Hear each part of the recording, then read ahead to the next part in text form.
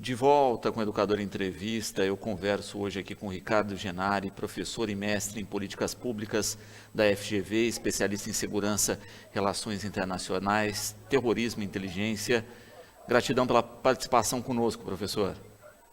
Boa tarde, eu que agradeço aí a oportunidade da gente trocar algumas ideias aí. Bom, desde o início do conflito entre Rússia e Ucrânia, nós temos ouvido muito a respeito nas mídias no país, não só de fato dos especialistas, né, mas de uma maneira geral.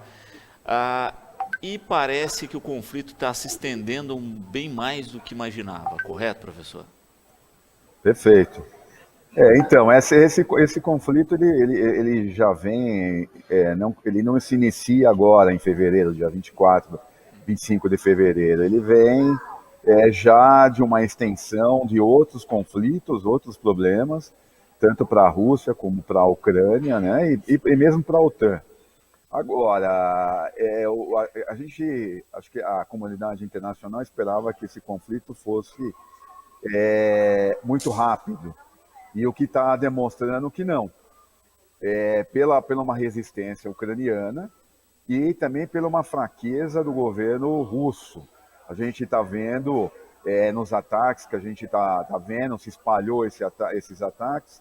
Primeiro ele tentou tomar a parte econômica, né, ali no sul, no sul da Ucrânia, e realmente ele conseguiu tomar os portos que ele queria ali no Mar Negro, toda aquela região, e também a questão da Odessa, ele queria tomar, conseguiu tomar as regiões independentes, porém ele está tendo muita dificuldade de continuar essa guerra.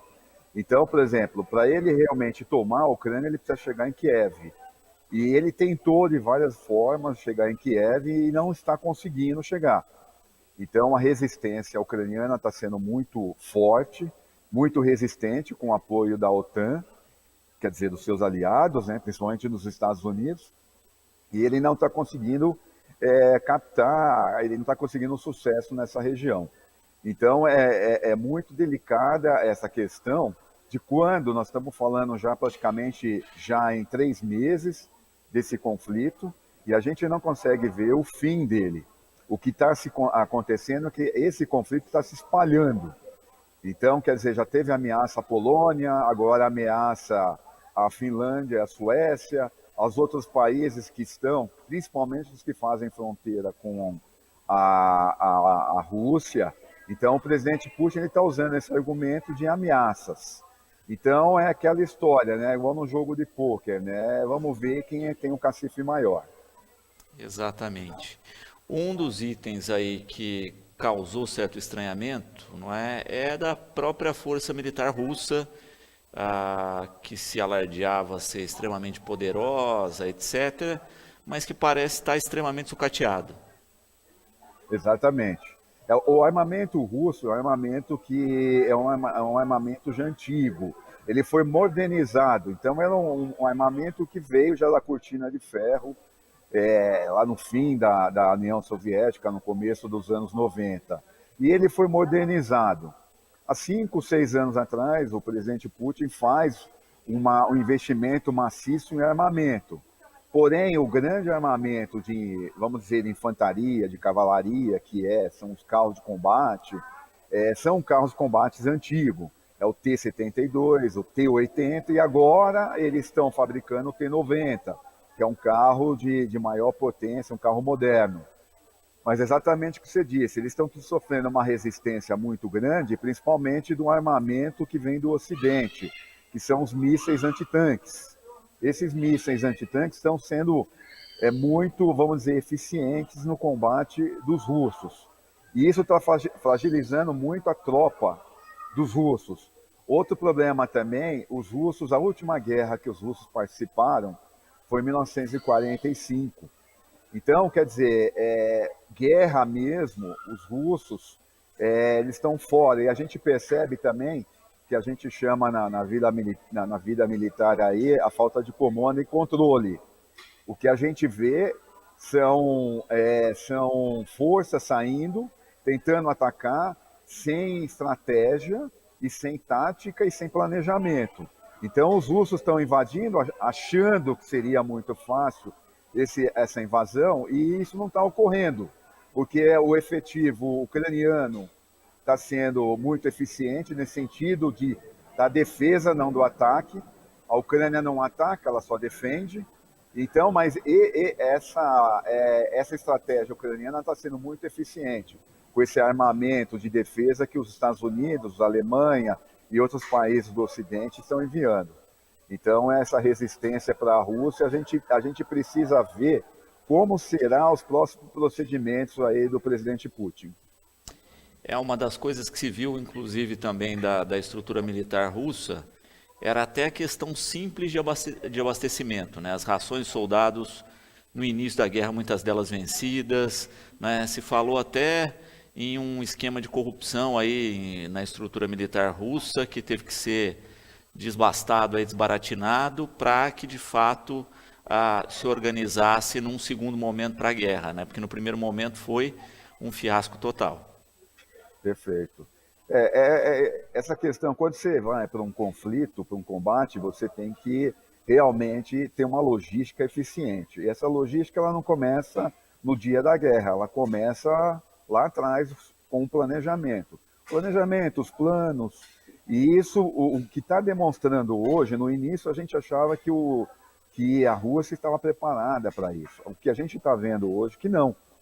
Então, quer dizer, essa questão logística que a Rússia deveria ter, como outros conflitos tiveram, os Estados Unidos sempre na guerra do Iraque, na guerra do Golfo, na guerra do Afeganistão, a gente percebe que existe uma logística pronta para o combate.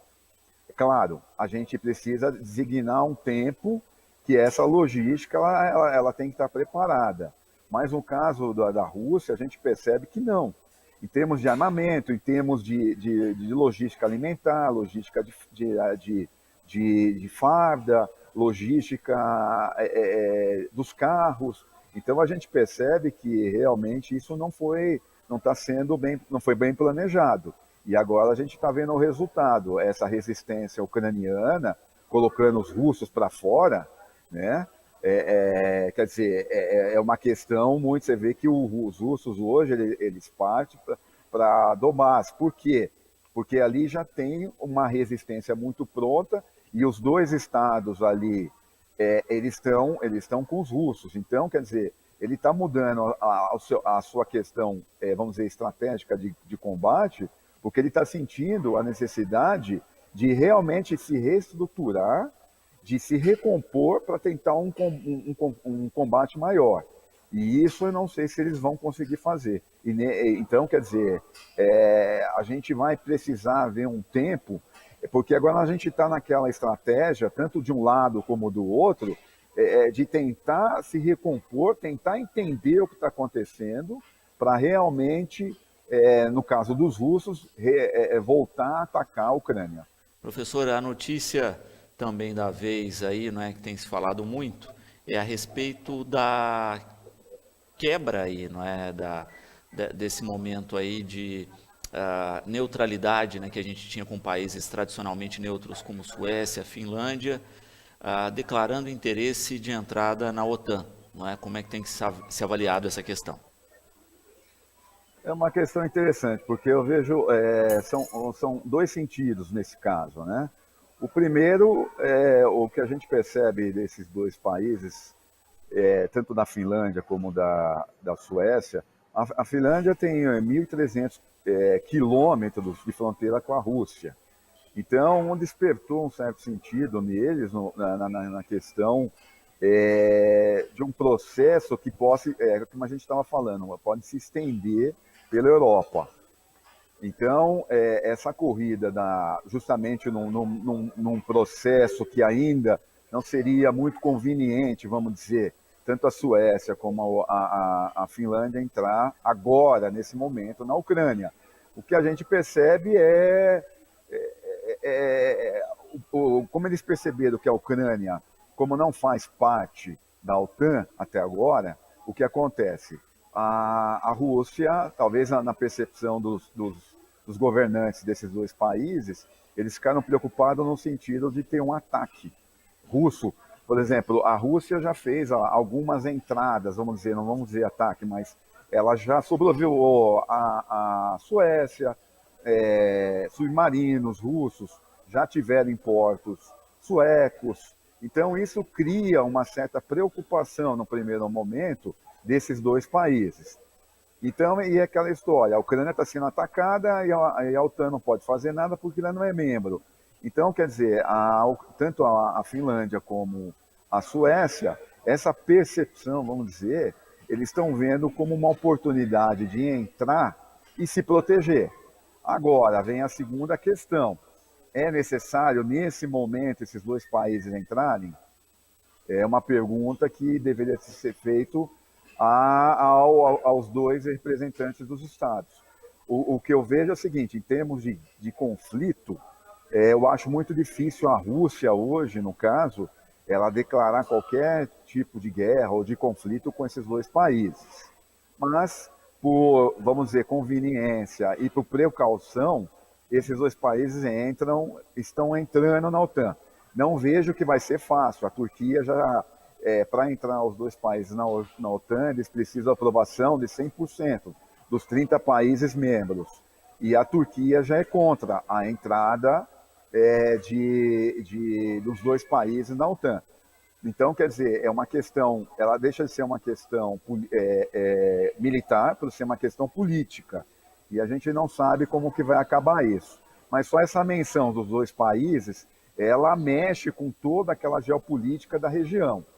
E isso, nesse exato momento, é uma situação muito perigosa para o momento, porque a gente não sabe o que passa na cabeça do Putin e dos seus aliados. Então, é uma questão que a gente precisa ver com muito cuidado, para que a gente não tenha aí um processo um processo mais, vamos dizer, até militar contra esses dois países.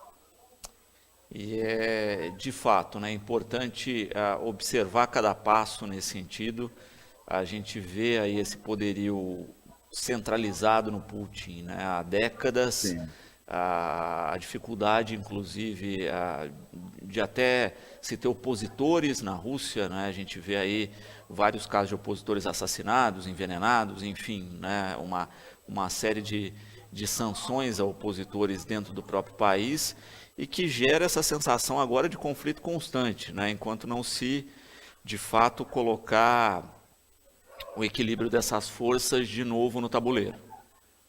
Exatamente. O que a gente percebe, tanto de um lado como do outro, vamos dizer, o Ocidente e a Rússia, é uma questão que ninguém está tentando resolver os conflitos pelo o famoso soft power, né, que é pela diplomacia.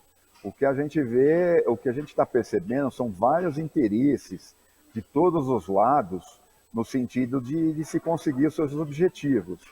E a guerra, ela se expande a partir do momento que agora a Finlândia e a Suécia entrarem vamos dizer, na OTAN, elas no fundo elas estão entrando no conflito, porque elas fazem parte da OTAN. Então, no caso, se a OTAN resolver alguma medida mais severa no sentido de uma ação militar, com certeza a Finlândia e a Suécia vão ter que participar disso. Então, em vez da gente estar pelo um soft power, uma tentativa de se resolver diplomaticamente, não. Estão se colocando mais lenha na fogueira. Então, a gente não vê uma discussão diplomática dos órgãos responsáveis, a própria OTAN, a ONU, a Rússia, os Estados Unidos. O que a gente está percebendo, que principalmente os americanos vêm alimentando muito com armamentos, equipamentos a Ucrânia. Só que por outro lado estratégico, a gente começa a ver que que esse conflito, não vou dizer guerra só, mas um conflito, está se expandindo na Europa. Então a gente não é descartado, às vezes, um lançamento de um míssil pelo Putin, na Polônia, mesmo nesses países aí que agora estão tentando entrar na OTAN. Então é preocupante essa situação. Então toda vez que um país está se alinhando à OTAN nesse momento, significa que ele está se comprometendo a realmente, no caso de um ataque, ele participar dessa ação. Perfeito. E a Rússia sempre tentou evitar isso, né? Deixar pelo menos os países fronteiriços enquanto parceiros, não é? Justamente para ter um pouco mais de tranquilidade caso sofresse aí um ataque, né? Com vários países de fronteira agora se ligando à OTAN, de fato o país fica mais vulnerável a qualquer ação militar. Perfeito. Já teve tentativas, tanto no governo do presidente Bush como no governo do presidente Obama, houveram tentativas de se colocar mísseis intercontinentais, principalmente na Polônia. E a Rússia rejeitou por dizer pela Polônia tá na fronteira praticamente com a Rússia. Então isso foi esquecido, agora foi retomado isso pela Ucrânia, né, via OTAN, e a Rússia jamais vai deixar colocar mísseis balísticos na fronteira. Nós estamos falando aí uma fronteira muito próxima da Rússia, estamos a 8 horas de Kiev a Moscou. Então, quer dizer, um míssil desse, em questão de 5 minutos, está destruindo Moscou. E o presidente Putin ele não vai deixar que essa ação seja feita. Então, quer dizer, eu volto na questão anterior. Se a gente estivesse discutindo, mesmo a Ucrânia, o presidente Zelensky, ele tivesse mais numa questão de soft power, talvez a gente estaria um pouco mais evoluída essa questão vamos dizer, da paz. Mas os objetivos, os sentidos, a gente percebe que são outros também. Então o mundo está pagando por isso, né? Tanto politicamente, economicamente, a geoestratégia da Europa. Então, quer dizer, a gente não está vendo o final disso. O que a gente está vendo é uma expansão do conflito.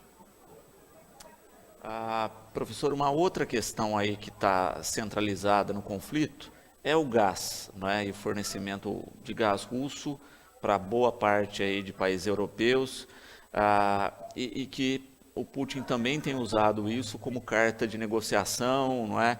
Mas as sanções continuam duras contra a Rússia, né? Então a gente vê também esse jogo diplomático muito forte ocorrendo.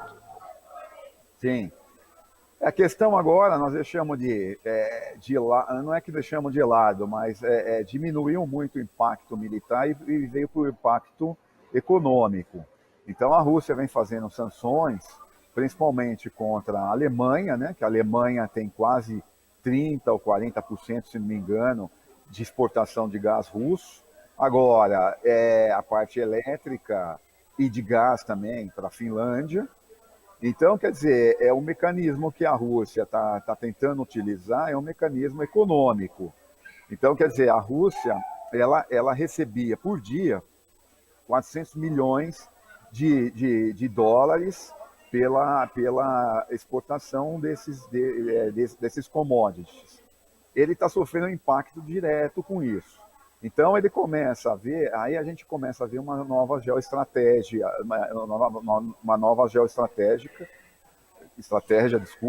no sentido de ele buscar novos aliados econômicos, principalmente a China.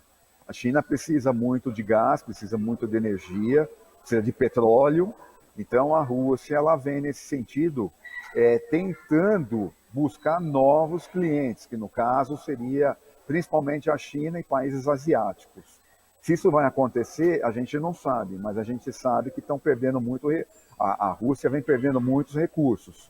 Então isso é muito problemático para eles.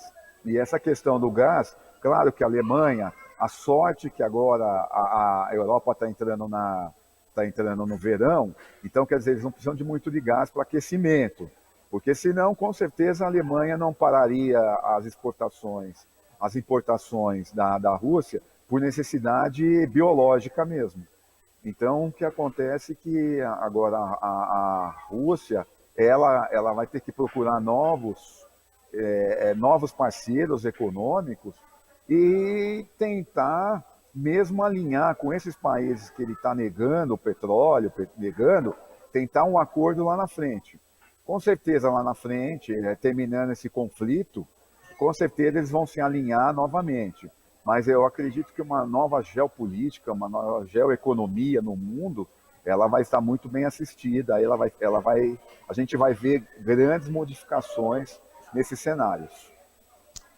Também é interessante quando se pensa nesse cenário a questão da Europa hoje também pensando em alternativas, né, professor? Se falava até Sim. da construção de um gasoduto Oriente-Europa, que inclusive a Ucrânia passa a ser estratégica também nesse sentido, porque cortaria o território ucraniano. Perfeitamente. A Ucrânia mesmo já fala em cortar a passagem de gás para a Europa Ocidental, vamos dizer, né? Então é uma questão que a gente percebe essa questão de geopolítica, né? Essa questão de geopolítica ela é uma questão muito complicada para se resolver, né? Então, o que a gente vê lá na frente vai ser essa questão dessas modificações entre parcerias. Então, quer dizer, a Alemanha hoje ela é muito dependente. A Europa é um continente velho, a verdade é essa. E os países europeus não se prepararam para esse tipo, talvez nunca pensaram que chegaria a esse ponto, principalmente os países mais desenvolvidos, como a Alemanha. Então, quer dizer, a Alemanha, sendo um país desenvolvido, ela é dependente ainda de um país que o seu PIB é 10 vezes menor. Então, quer dizer, toda essas estratégias elas vão ser modificadas. A Alemanha, com certeza, deve ir atrás de novas energias, principalmente limpas, mesmo energias nucleares, como a França tem, né? A Alemanha tem energia nuclear, mas não é um componente mais importante como a França. A França pode ativar todas as suas usinas nucleares caso haja necessidade. Mesmo energia hidrelétrica, energia solar. Com certeza a Alemanha vai estar se preocupando com isso e vai ter um investimento bem maciço, vai ter um investimento maciço nesse tipo de tecnologia, porque agora ela está percebendo. Isso, pelo lado econômico, é até positivo, porque você vai gerar uma série de investimentos, empregos, tecnologias. Isso vai ser muito importante, não só para a Alemanha, como para os outros países, como a Holanda, que vem trabalhando muito forte nessa questão de energias limpas, né? Então a gente vai perceber que esses países eles têm a obrigação e a necessidade de buscar novas energias para não depender mais da Rússia. Perfeito.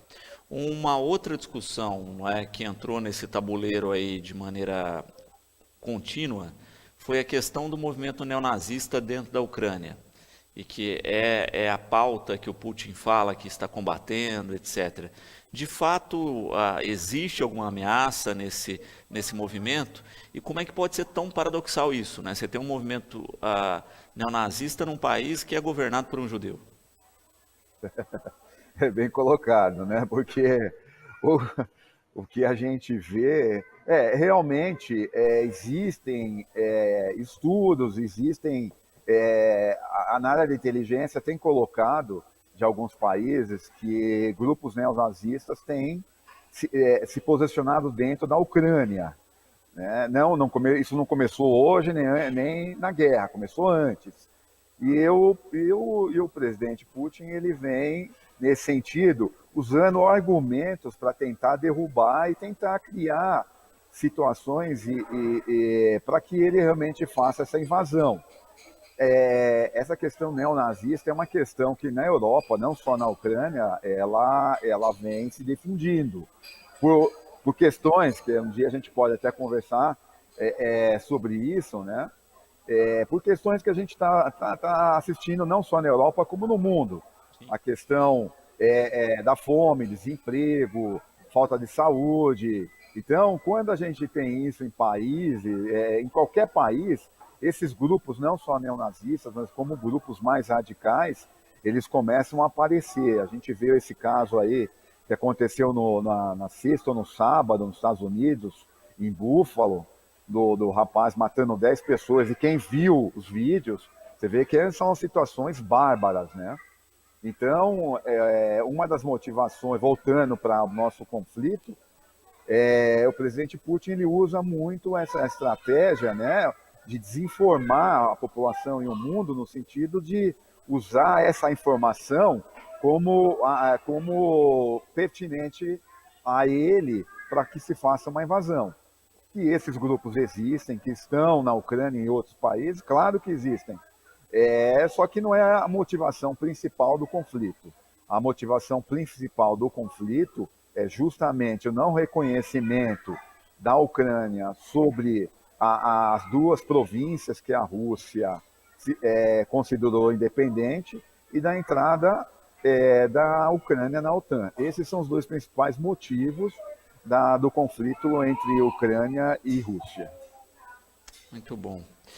E eu acho que agora, né, continuar acompanhando de perto todas essas questões, a gente sabe ainda que o conflito vai durar mais do que o esperado, com esses novos personagens aí também nesse tabuleiro. Acredito realmente, não é, que o mundo inteiro está sendo penalizado com esse conflito e a gente acaba vendo a economia mundial impactada com essas ações. Exatamente. A gente vê principalmente na economia que esse conflito está gerando grandes dificuldades para o país, inclusive o Brasil, né? Nessa questão da gente usar fertilizante, usar produtos químicos que vêm da Ucrânia e da região, a gente está sofrendo muito, principalmente agora que o mês que é agosto, setembro, começa o plantio no Brasil. E o Brasil está correndo atrás de outros fornecedores no mundo para tentar. Só que é aquela história, né? A lei da oferta e procura. A gente está procurando, só que os preços estão subindo no mundo inteiro. Principalmente com essa questão da China. Da China está parada, Xangai, Pequim, todas as grandes regiões da China estarem paradas e não estão produzindo. Então, a gente já vê o PIB chinês esse ano, depois de mais de 20 anos, será menos de 5%. Então, quer dizer, essa é uma grande preocupação para o mundo. A questão de falta de logística no mundo, a gente está percebendo, o Brasil está sendo afetado por falta de chips, os carros, não só o Brasil, como o mundo. Então, isso é uma questão muito preocupante. E a guerra impacta diretamente nessa questão, porque os insumos começam a desaparecer do mercado, os produtos começam a ficar mais caros. Essa guerra, se ela continuar e começar a se alastrar, os alimentos vão ficar muito mais caros, energia vai ficar muito mais caro. Então, essa é uma preocupação que o mundo precisa ter. E, no caso nosso aqui do Brasil, buscar novas alternativas. Aí a gente começa a ver até na questão financeira, a questão do dólar, a questão do euro, a questão do yuan, né, que pode ser uma nova moeda, né, já que a Rússia foi tirada do sistema SWIFT, né, que é o sistema que faz as transações internacionais, agora de uma nova criação de um novo sistema entre Rússia, China e outros países aliados. Então a gente precisa tomar muito cuidado e tentar resolver essa situação pacificamente mais rápido, porque o impacto econômico, político e até mesmo militar, a gente não sabe o que passa na cabeça. Existem ameaças aí do presidente Putin, do ministro das Relações Exteriores, o Sergei Lavrov, de utilização de artefato nuclear. Então é uma preocupação, mas isso não vai acontecer. Ninguém sabe se vai acontecer ou não. Então, quer dizer, a gente precisa estar preparado para tudo pode acontecer como nada pode acontecer. Já perdemos milhares de vidas aí, de civis e militares dos dois lados. A gente já percebe que a Rússia já começa a ficar com uma logística fraca, como você mesmo disse no começo, né? Soldados sem alimentos, está tendo uma pressão muito grande, a Ucrânia está ficando sem alimentos, porque como a Rússia tomou a região ali dos portos, então, quer dizer, eles estão ficando sem logística, sem importação de alimentos. Então, isso é muito prejudicial a todo mundo. Então, vamos ver se a gente consegue resolver o mais rápido possível, mas infelizmente, na minha visão, isso não vai ser tão rápido assim. Professor, para a gente encerrar aqui, o Luiz Bertolucci, nosso espectador, pergunta, né, o que o Brasil deve aprender com esse conflito entre Rússia e Ucrânia, né? Eu acho que um dos primeiros ensinamentos é não colocar todos os ovos dentro da mesma cesta, né? A gente está sofrendo aí com os insumos agrícolas justamente porque estava comprando demais da Rússia, inclusive quase vendendo, não é, um polo da Petrobras de produção de insumos para a própria Rússia, né? A gente tem que começar Exato. a não depender exclusivamente de um local, correto? Exatamente, a pergunta dele é muito pertinente, porque é uma questão, não só pela questão do conflito, mas pela questão da gente, a pergunta que eu sempre faço é qual a estratégia nossa no Brasil? Não vamos entrar na questão política, na questão de governo, mas Estado. Então a gente não consegue ter uma política de Estado no Brasil. Então, entra ele vai modificar toda a política de Estado. Então, vira uma política de governo. E a gente não consegue ter um planejamento, a gente não consegue ter uma visão de futuro. O Brasil é um país muito. Essa questão, o Brasil, país do futuro, já passou.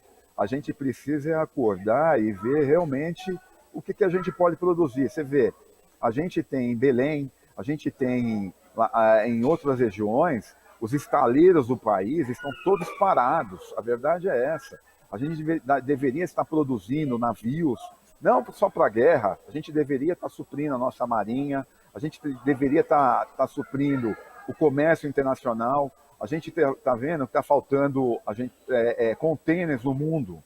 Então, quer dizer, por que o Brasil não pode produzir containers? Aviões, a gente tem Embraer, por que não investir na Embraer? Então, quer dizer, a gente tem no Brasil a gente tem uma política de momento. Então, isso prejudica muito a gente ter estratégias, a gente ter planejamento.